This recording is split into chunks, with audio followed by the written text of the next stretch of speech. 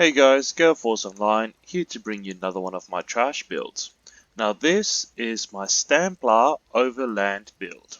So basically, if you're just running around Tamriel doing quests solo, or you're going into the arenas, then this is your go-to Templar. So let's take a look. I'm sitting about 19k health, which is really nice because you'll be doing everything solo, so you need a little bit higher health pool, you need a bit more durability. Max stamina is sitting at 33k, which is really nice. Weapon damage sitting at 2600, so not overly high. It doesn't get much higher than that. I think it goes up to about 3k, 300.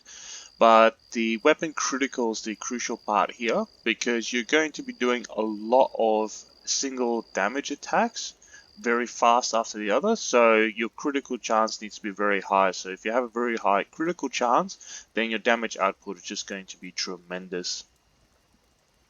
Now using the boon here, the Thief, so it increases my weapon and spell critical rating by 2180, and using max magicka, max health, max stamina food. I've only got 5 minutes, I have to pop one off now. Quickly do that. Alright, sweet, we're back. Now let's take a look at the inventory. So first set I'm using here is Briarheart. So when I deal critical damage, it increases my weapon damage by 450 for 10 seconds. And this effect can activate your critical strike and heal me for 383 health. So pretty much whenever I'm doing a critical strike, I also get some healing as well, and this can happen once every 15 seconds. So pretty much off the gate, I would do critical damage straight away, so I get that 450 weapon damage increase.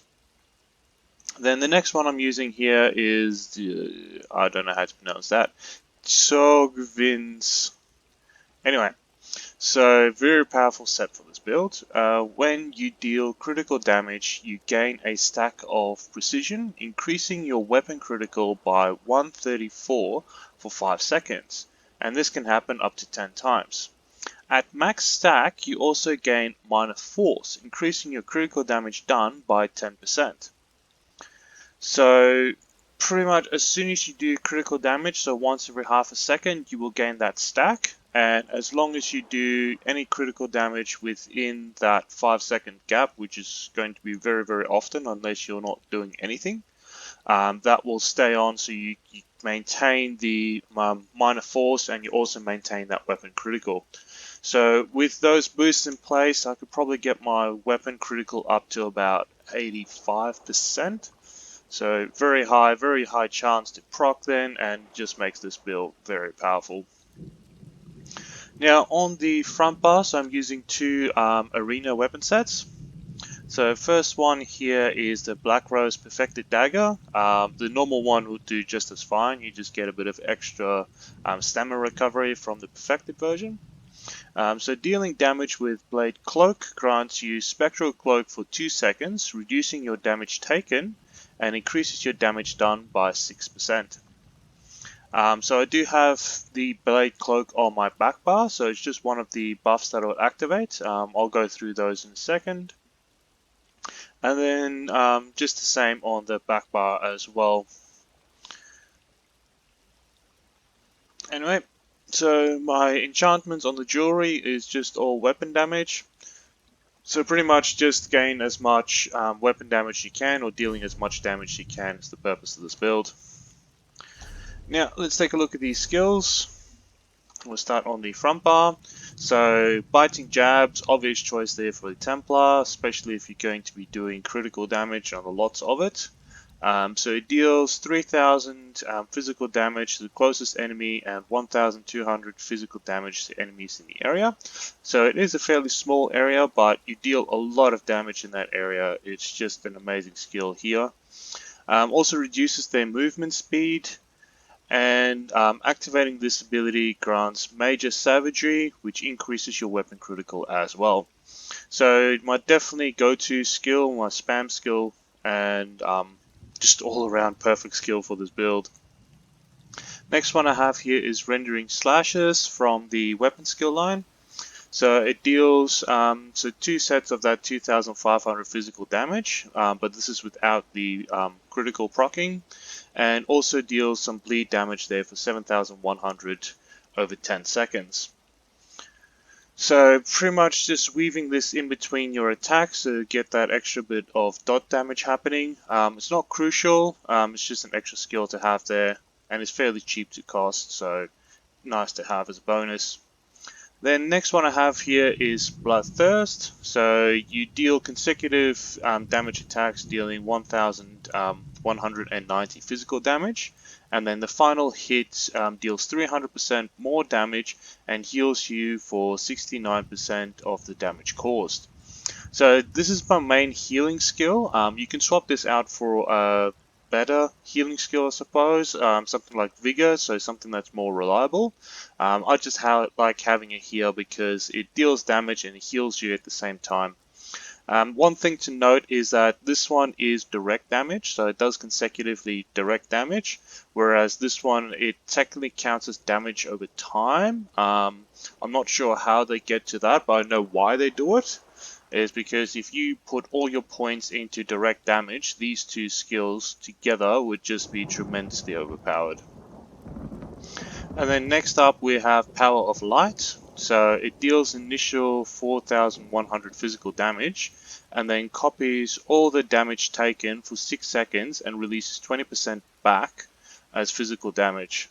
So maximum is about 20k there. So usually it's about 14k. If I'm dropping my ultimate in between all of that, so definitely reach that 20k max there. So very nice. And also when I activate the skill, I apply Minor Breach, reducing the enemy's physical and spell resistance. So it's a debuff, a direct dealing damage, and a build up damage, all of the same skill. So very nice, very powerful, and it also activates some passives as well. So if we look at the Dawn's Wrath, make sure I get the right one here. There we go, so it also increases my spell damage by 10%, so it doesn't really do much for most of my skills, but it does affect the the damage shield. So here we go. Alright, so then the fifth skill here is the damage shield. So it grants me about 6k damage there for 6 seconds, this portion of my max health. And for every enemy close by, it deals, so it increases the damage shield, and when it expires, it deals 35% of the damage absorbed. So whatever damage you're taking, it then gets absorbed and then deals 35% outwards of that. And then last one here is Flawless Dawnbreaker. When you activate this skill, it deals 10k physical damage and then additional 10k physical damage over 6 seconds. After activating, also gain weapon damage for 300 for 20 seconds. And also, being a Fighter's Guild skill, having this skill here increases your weapon damage by 2%. So you can have other ultimates here. I just like having Dawnbreaker there for the extra bit of 2%. Weapon damage and also the weapon damage increase once I activate it. And now on the back bar, first one I have here is Silver Shards. So this is a flex spot, you can put any other skill here. I just like having a bit of a range skill if I can't get close to the enemy, so you can just mow them down from a distance. The next one here is Quick Cloak, so this is the Blade Cloak Morph. This one lasts for 14 seconds and then it activates my set, so the set can be active for up to 16 seconds. So this predominantly works as a buff, so it increases my increases my damage done by 6% and also reduces the damage I take by 6%. And so it deals some AoE damage there as well. Not a lot, but pretty much just works as a buff predominantly. Next one I have here is Shrouded Dagger, so Hidden Blade Morph. So activating the skill hops up to 3 times, dealing 6,400 physical damage. Also, if an enemy is casting, it interrupts them and sets them off balance. So it's very nice if you have to do a ranged interrupt. But the main reason it's here is you gain major brutality, increasing your weapon damage by 20% for 20 seconds. So it deals damage and also gives you a buff to your weapon damage. Next one I have here is restoring focus. So this is another flex spot. So this is a very occasionally useful. So when you activate this, it increases your physical and spell resistance by 5,940, and also while standing inside the circle, you gain stamina and also get extra resistances on top of that. So having the skill here, if you know you're going to stay in one spot, activating it boosts up your resistance and you can clear it out. But like I said, it's an occasional use, so if you have to run around a lot, this is definitely not going to work for you. And then Resolving Vigor, so it heals me for 15k over 4 seconds. Like I said, you can have this on the front bar to have a more reliable heal instead of this one where you have to pick a target, then wait for that channel time and then only get a partial heal, whereas this one would heal you a lot more effectively. Also, when you're activating your heals, you can crit that, so you definitely heal up to full health when activating Vigor. And then the last ultimate here, Reviving Barrier. So it gives me a damage shield for 33k and also heals me for 16k over 15 seconds. So this is the you run into trouble and you really need to clear that content. You activate this damage shield, it'll push you through and just make you a lot more durable for a while. Anyway, so off the back bar to activate your blades. There we go. So you can see every time it does that, I get that 6% boost, and I'm already getting getting those stacks up for my critical, and then the hidden blade, which increases my spell damage. So predominantly back bar is your buffs, and then on the front bar you just go to town, activating your light, so any damage that you do there is then replicated. Activating your slice to get that damage over time there. So there you can see is the slash, and you can see it's damage over time. It's not that physical damage, or sorry, not direct damage. And you can see through that most of the attacks that I'm doing is critting straight away.